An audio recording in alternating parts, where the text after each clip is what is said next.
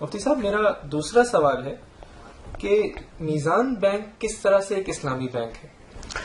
دیکھیں، جب ہم یہ سمجھ گئے کہ ایک اسلامک بینک اور ایک کنونشنل انٹرسٹ بیئرنگ بینک میں بنیادی فرق قرض اور سود کا پایا جانا یا نہ پایا جانا ہے، تو اب کوئی بھی اسلامک بینک اٹھائیں اس کا بنیادی ڈھانچہ یہی ہوگا کہ اس میں قرض کا عنصر ختم ہو جائے اور قرض کے عنصر کے بجائے دوسرے جو موڈز آف فائنینسنگز ہیں وہ استعمال کیے جائیں۔ اب میزان بینک کی بھی اسی طرح، چونکہ ایک اسلامک بینک ہے اس لیے وہ بھی مختلف جائز موڈز آف فائنینس استعمال کرتا ہے، اور ڈپازٹ سائٹ پر بھی مضاربہ کی بنیاد پہ پیسے لیتا ہے، اور آگے وہ پیسے وہی پیسے بہت سارے جگہوں پر جائز موڈز آف فائنینس کو استعمال کرتے ہوئے فائنینس کر دیتا ہے، اور پھر جو پیسے وصول ہوتے ہیں اس میں اپنا ڈیو شیئر رکھ کے بقیہ ڈپازیٹر کو ڈسٹریبیوٹ کر دیتا ہے۔ لیکن یہ جو اب آگے ڈسٹریبیوٹ کرنے کا کام ہے، یہ کام اس کام کے لیے بہت اچھا سسٹم ہونا ضروری ہے کہ آگے چونکہ مرابحہ کا موڈ بھی استعمال ہو رہا ہے، ڈیمینشنگ مشارکہ بھی استعمال ہو رہا ہے، اور اسی طرح استثناء بھی یوز ہو رہا ہے، اور اجارہ، عقد اجارہ کی بھی اس میں استعمال ہو رہا ہے، لہٰذا اس کی بہت ہی قدم قدم پر اس کی نگرانی کی ضرورت ہے کہ کہیں اس میں شرعی اعتبار سے کوئی اس میں کمی نہ رہ جائے۔ تو یہ نگرانی الحمدللہ میزان بینک میں اس وقت پاکستان میں ایسی ہے کہ جو کسی بھی اور اسلامک بینک کے اندر ایسی نگرانی نہیں ہے۔ بلا مبالغہ یہ بات کہی جا سکتی ہے، کیونکہ میزان بینک کے اندر جو شریعہ ڈپارٹمنٹ ہے وہ تقریباً 32 افراد پر مشتمل ہے، اور یہ 32 افراد ان میں علماء بھی ہیں، اور ان میں ایم بی ایز ہیں جو اسلامک بینکنگ کے لیے ٹرینڈ ہیں، اور علماء کی رہنمائی کے اندر جو گائیڈنس ان کی طرف سے جو ڈائریکٹیوز آ رہے ہوتے ہیں ان کی اپلیکیشن، اس کو اپلائی کرنے کا کام یہ ایم بی ایز کر رہے ہوتے ہیں، اور اس لیے بہت ہی منظم نظام اس وقت میزان بینک میں رائج ہے، اور یہی اصل میں اس کا یونیک سیلنگ پروپوزیشن ہے۔ اصل میں میزان بینک کی اگر کوئی ڈسٹنگوشنگ فیچر کہ جو اس کو دوسرے اسلامی بینکوں سے ممتاز کرتا ہے وہ یہی کمپلائنس کا نظام ہے اور شرعی معاملات کی نگرانی کا نظام ہے۔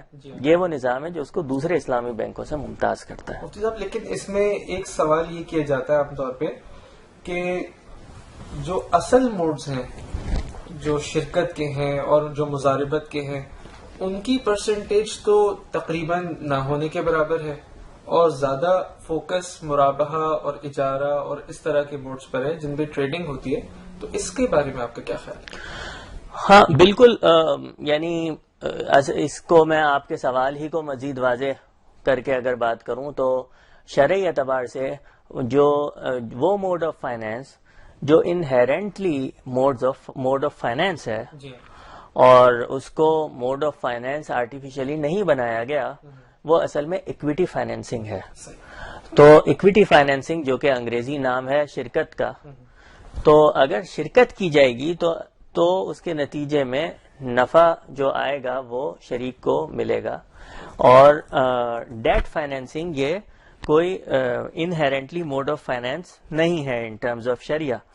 تو یہ جتنے موڈز آف فائنینس ہیں، مثال کے طور پر مرابحہ، اجارہ، ڈیمینشنگ مشارکہ اور جتنے بھی ہیں جو اس وقت میزان بینک میں اور اسلامک بینکس میں رائج ہیں، وہ سارے ڈیٹ فائنینسنگ کے آلٹرنیٹیوز ہیں۔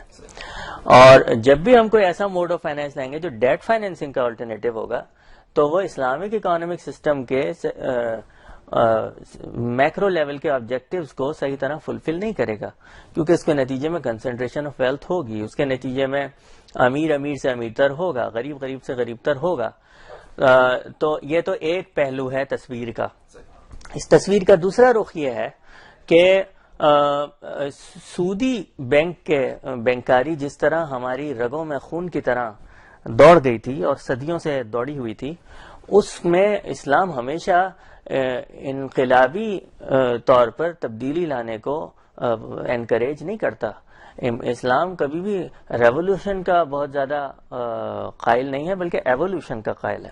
تو ہمیشہ چیز جب ایوالو ہو کے ایک نتیجے تک پہنچتی ہے تو اس میں پائیداری زیادہ ہوتی ہے. اگر ریولوشن آ جائے تو تھوڑے عرصے کے لیے ہوگا اور اس میں ہو سکتا ہے پائیداری نہ ہو. تو اس لیے اس کے کئی مراحل ہیں اس پورے معاشی نظام کو صحیح کرنے کے جس میں ہم اس وقت پھنس گئے ہیں. ان مراحل میں یہ پہلا مرحلہ ہے جس میں ہم اس وقت کھڑے ہوئے ہیں. سودی بینکاری کا جس وقت سمپٹومیٹک ٹریٹمنٹ کر رہے ہیں ہم, یعنی اصل ڈیزیز نہیں ہے, اصل ڈیزیز کا کیور نہیں کر رہے ہم, بلکہ اس ڈیزیز کا ہم سمپٹومیٹک ٹریٹمنٹ کر رہے ہیں. بالفاظ دیگر یوں سمجھیں کہ اگر کسی شخص کو بخار آئے تو بخار تو بذات خود کوئی بیماری نہیں ہے بلکہ کوئی بیماری ہے جس کا سمٹم ہے جو باہر ظاہر ہو رہا ہے بخار کی شکل میں. تو ڈاکٹر اگر اس کو پیناڈول کھلائے تو پیناڈول کھلانے کو ہم بالکل لغو تو نہیں قرار دے سکتے. بخار اتارنا بھی ایک مقصود ہے اور اس کی بیماری کو صحیح کرنا بھی مقصود ہے. تو یہ سمجھیں کہ اس کی حیثیت ایک پیناڈول کی ہے جو بخار اتار رہی ہے. تو ان موڈز آف فائنینس کے ذریعے سے ہم بہرحال سود کی ایکسپلیسٹ وائیولیشن کے اندر نہیں پڑ رہے. یہ بھی ایک بہت بڑا آبجیکٹو ہے جو اسلامک فائنینس اچیو کر رہی ہے. انشاءاللہ جو اگلے مراحل میں جب ہم جائیں گے تو اسی پلیٹ فارم کو یوز کرتے ہوئے اکویٹی فائنینسنگ کے اندر بھی ہماری نیت ہے انشاءاللہ کہ ہمیں اس کو وہاں تک لے کر جانا ہے.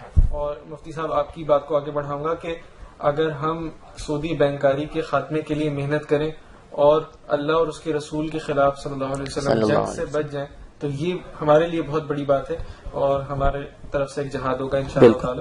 اور پھر اگلے مراحل میں جیسا کہ آپ نے فرمایا کہ انشاءاللہ پھر ہم جو شریعت کے مقاصد ہیں ان کی طرف پیش رفت کریں گے. بہت مدلل آپ نے جواب دیا اور تسلی ہوئی. ناظرین اگر آپ کے کوئی سوالات ہوں تو آپ کائنڈلی کمنٹس میں پوسٹ کیجیے اور انشاءاللہ وہ سوالات مفتی صاحب تک پہنچائے جائیں گے. میں پروگرام کے آخر میں مفتی صاحب کا بےحد شکریہ ادا کرتا ہوں اور امید کرتا ہوں کہ وہ انشاءاللہ آئندہ بھی ہماری رہنمائی فرمائیں گے اور میرے اور آپ کے سوالات کے جوابات دیں گے. تو پروگرام دیکھنے کا بہت شکریہ. انشاءاللہ آپ سے پھر بات ہوگی. اپنا خیال رکھیے گا. اللہ حافظ. السلام علیکم.